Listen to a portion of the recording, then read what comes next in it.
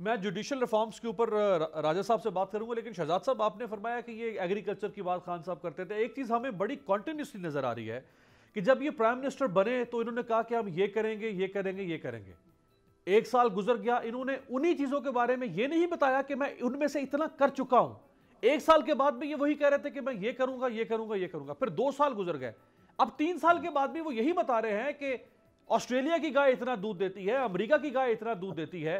भाई 3 साल में आपने अपनी गाय के दूध के लिए क्या किया है? आप बताते हैं कि फिलहाल में मुल्क में पर एकड़ यील्ड इतनी है, आपने क्या किया 3 साल में पर एकड़ यील्ड बढ़ा? आज भी वो हमें फ्यूचर टेंस में बता रहे हैं कि ये होगा, ये होगा।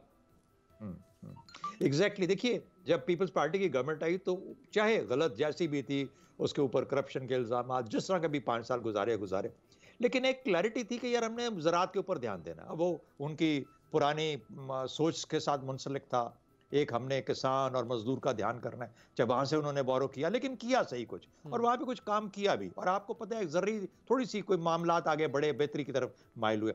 नवाज शरीफ साहब है तो उन्होंने कहा कि नहीं जी, ये तो सारे का सारा सर्विसेज बेस्ड है, हम इंपोर्ट करेंगे, एक्सपोर्ट करेंगे, उसके बाद यहाँ पे एक फरावानी करेंगे, और फरावानी लेके, चाहे वो किराए की या उधार की फरावानी थी। ये बगैर किसी फरावानी और बगैर किसी सोच के आए, और इस वजह से आके फंस गए। एक छोटी सी बात मैं खत्म करता हूँ। खान साहब की जाती पॉपुलैरिटी को भी धचका लगा होगा, लेकिन शायद उतना नहीं जितना इनकी हुकूमत को धचका लगा। क्योंकि पहला सवाल आपका इफ्तिखार साहब से यह था कि आया इन्होंने सफर किया अपनी पर्सनल स्टैंडिंग।